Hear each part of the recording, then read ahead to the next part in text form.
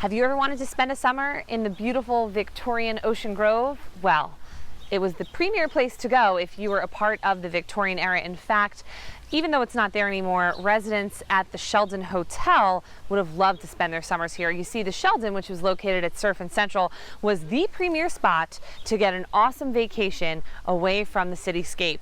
And it was at the Sheldon where rooms actually had water, a gas line, and a vault for all of your valuables.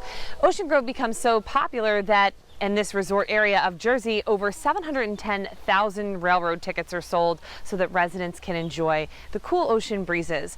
I'm Lesley Schierenbeck, the History Chick, and on today's episode, we're taking a look at Ocean Grove.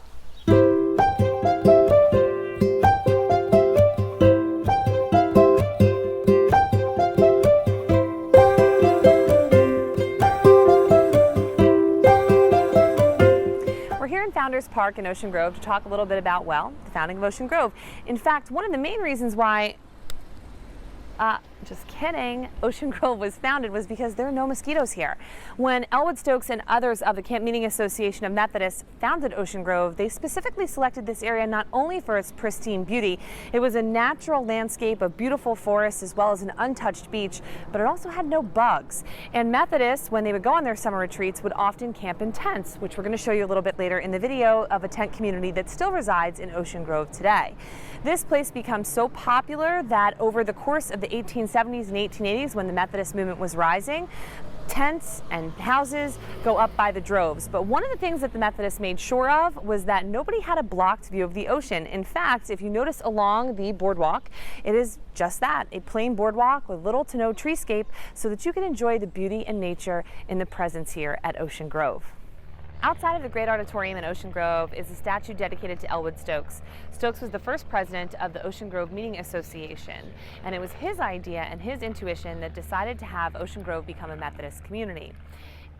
Stokes was originally from the Philadelphia area, where at the young age of 13 he was actually sold into indenture, which was a commonality in the 1800s. He actually learned how to bind books, and it was here where he learned not only how to read and write, but also developed a love of religion. And so he would go on to further his career by writing various songs and hymns for the Methodist community. Ocean Grove remembers him as a tenant of the beachfront and selecting this beautiful place as being the queen of religious resorts.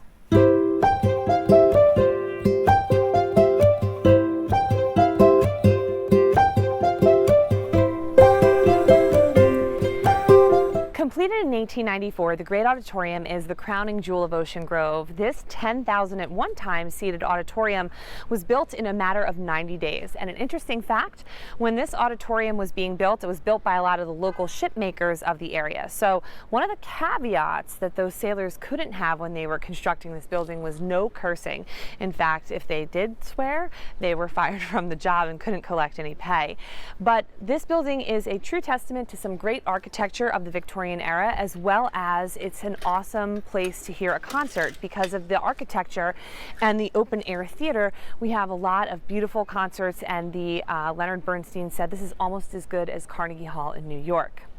A lot of famous people came and spoke here in Ocean Grove. Believe it or not, we have such famous political figures as William Jennings Bryan, W.E.B. Du Bois, and my personal favorite, Teddy Roosevelt, who came and talked to a National Education Association here in Ocean Grove. As a matter of fact, if you're a Teddy Roosevelt fan, he actually came to Ocean Grove more than once. He actually came in 1899 with his Rough Riders as they paraded down the street because, believe it or not, Ocean Grove had a group of boys that started a Young Rough Riders Club because, well, everybody wants to be just like Teddy. Driving throughout the streets of Ocean Grove is like taking a step in time back to an era of splendor between the various types of Victorian eclectic and seaside vernacular architecture. While many of these structures have been built up over time, there are a few things to note. The houses are so close together, each adorned with a wraparound porch, because residents were supposed to lend themselves to visiting. Neighbors were supposed to engage not only in fellowship with God's beautiful nature, but with each other. Now let's take a look at one of the truly unique housing features of Ocean Grove. One of the unique features of Ocean Grove that dates back to the 1870s are these tents. In fact, these were the original structures that Methodists used when they came to camp out here in Ocean Grove. Now, the tents today, they're a little bit different than they were in the 1870s. Yes, there is plumbing. Yes, there's electricity, but there's still a 14 by 21 foot structure. And there's a wait list. In fact, you can't just rent one of these out for a week. It has to be the whole summer. Tents usually run between $4,000 to $5,000 a season. You can't have any pets. There are no barbecues, and your tent has to be packed up by the time that Labor Day rolls around. Now, the interesting part about these is that not just anybody gets one of these tents. A lot of these tents are leased out to families that have relatives that were a part of Ocean Grove's Meeting Association for generations, and there's an interview process.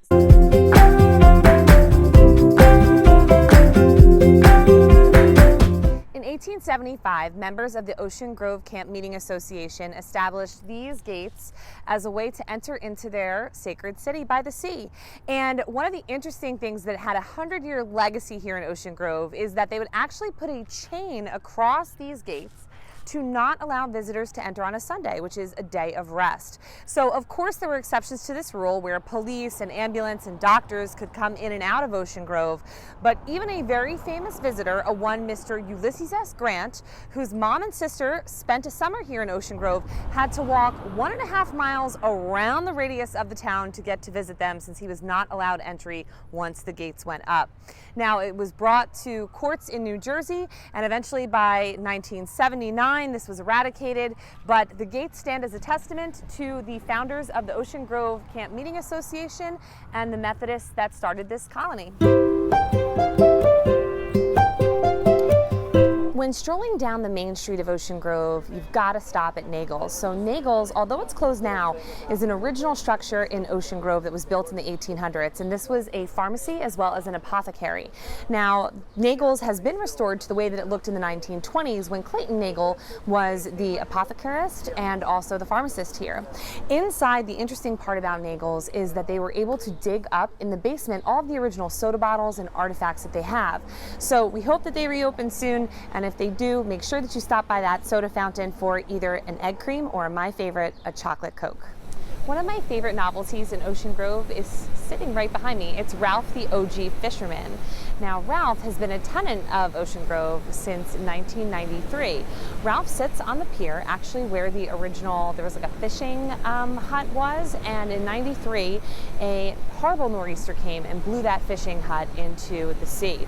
And as it was being swept away, some residents of Ocean Grove thought that it would be a great idea to commemorate and to bring back some resiliency here in Ocean Grove. So after seeing an American flag flying, some residents of the Grove decided that they wanted to commemorate that by making Ralph. They're the modern day Geppettos. Now, Ralph is pretty popular around here. He has a Facebook page. You can actually purchase your own Ralph, and he's here to remind you, down the shore, everything's all right. I'm Lesley Schierenbeck, the History Chick. Thanks for watching this episode. See you next week for a real man-eater.